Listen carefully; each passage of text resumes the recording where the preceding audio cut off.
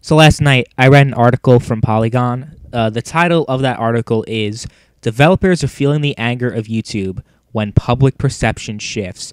Now, I'm not going to go through the entire article because that would just be tedious. But just to paraphrase the article, apparently there are inside sources that Polygon has that are with EA, and they have pretty much said that they are very disheartened over criticism against Battlefront 2, and the developers, they also have inside sources at BioWare who are currently making Anthem, which is a game that's completely different from anything they've ever made. It's not a BioWare game, really, because, you know, BioWare game is pretty much like an RPG where you have a dialogue wheel and you can make choices and you can develop your own character, create your own character. This game, Anthem, is just completely, it's just a standard cookie-cutter EA game.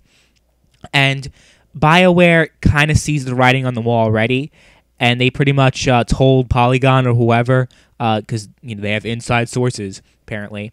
And I'm not too skeptical of this because I'm actually pretty confident that this is a very accurate story, considering everything that's been going on. And I would imagine if I were in the developer's shoes that I would also be disheartened and I would be less passionate about my work if the fans, the community, was just taking a shit on on everything, which I mean, it's not really the developer's fault because they're not the ones who make the decisions to include the loot boxes in their game.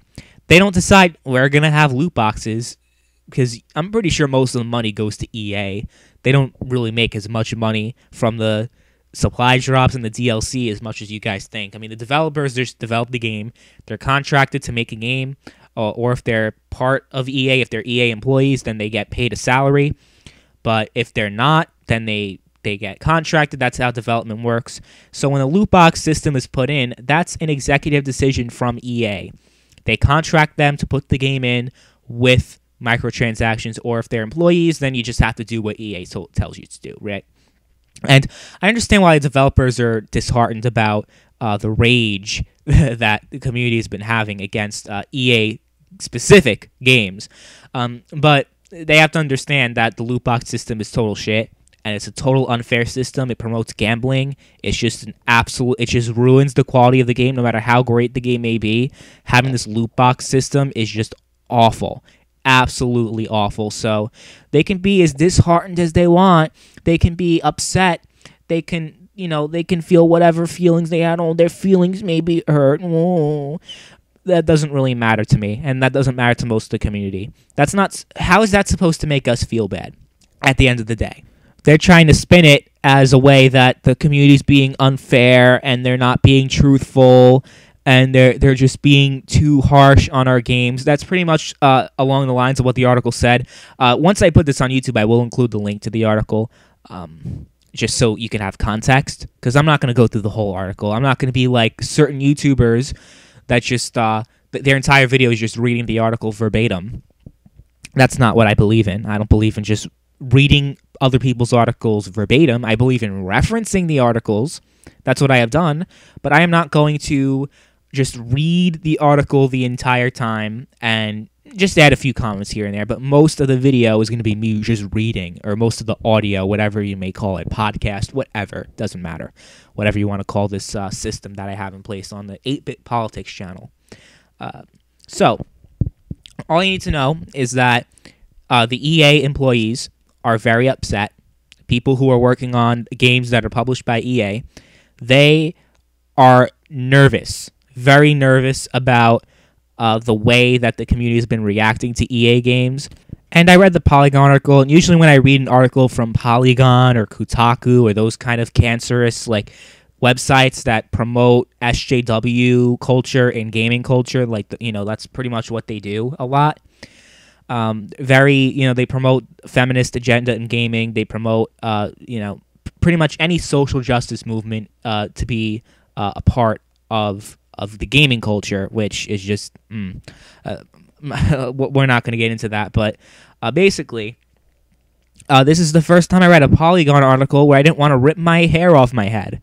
They actually seem to be on the side of the general consumer. Maybe because they're liberal, so liberals don't tend to believe in predatory practices like gambling in games.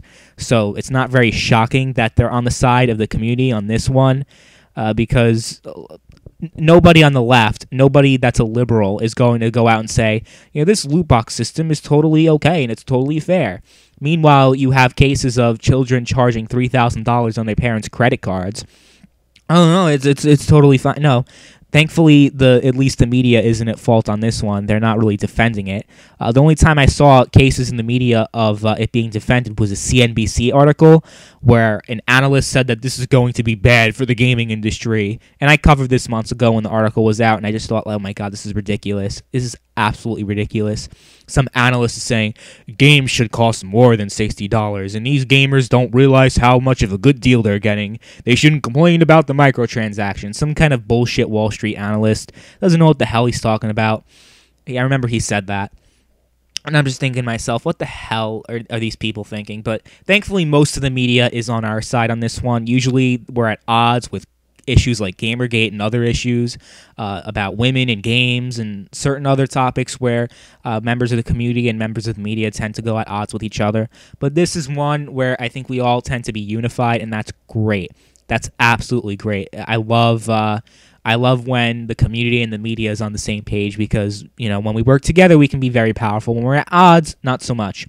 So good thing that that's happening.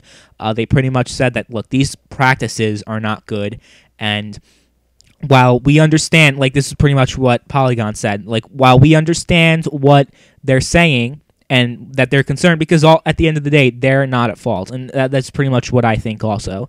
They're not at fault, the developers, but EA, at the end of the day, they make the decisions. One point in the article, though, from the inside source that I just thought was like, wow, like just ridiculous, was the inside sources at I believe it was BioWare, one of the inside sources that are, part of EA, or affiliated with EA at the very least. They claimed that the YouTube community, the YouTubers, the big YouTubers that have been talking against the loot boxes and the microtransactions, all they are doing are spreading misinformation. What kind of misinformation is that, is what I'm thinking. Because they're being completely truthful about how BS this system is. These big YouTubers actually have the interest of the community at heart. What they could have done is to be like, oh, these loot boxes are great because, Activision or EA just pays them for the loot boxes so they give good reviews. No, they're not doing that. They're actually standing together. We're all standing together on this one. This is one issue where I'm actually proud to be part of this community. I know that's very rare for me to say that, but this is one of those instances with Battlefront 2 where the community comes together and says enough is enough. I'm very happy. I'm very proud of my fellow community members for taking a stand and doing that. I'm very, very, very, very proud. And I don't mean to get all sentimental and get all emotional, but I was just, wow. Very, very impressed with the community for a change, because most of the shit that happens, no offense, is not that great that the community does. But reassured that, the work I'm doing on YouTube, being part of this gaming community is not just a waste of time. It's not just, I could do better things. It's not that this is the only thing I do, don't get me wrong, but I do spend a considerable amount of time on YouTube and on the gaming community, so, but it's time well spent, because if you give them a chance, and if it's important enough, they'll take a stand, and the gaming community actually is better than some people think. Sure, they have problems, but what community doesn't have problems, right? So, that was just the whole sentimental rant on, I don't know, just bullshit. But, I just think it's ridiculous that these EA employees have the balls to say that we are spreading misinformation, that the YouTube community is spreading misinformation. No, you guys are actually spreading misinformation about how fair or unfair your loot box system is. Because you can play hours and hours and hours. I've been playing Advanced Warfare lately just to get back into Advanced Warfare because I figured, why not? I got nothing else to play, I guess. You're just, I don't know, playing Advanced Warfare, and I want the AK-47 in that, but you got to get a supply drop. And I keep trying to get the supply drops, but really, if you don't pay for them, it's going to take a very long time, as opposed to just leveling up and prestiging or whatever you have to do to get the weapon usually. But whatever. The loot box system and the supply drop system is just absolute bullshit, and it needs to die.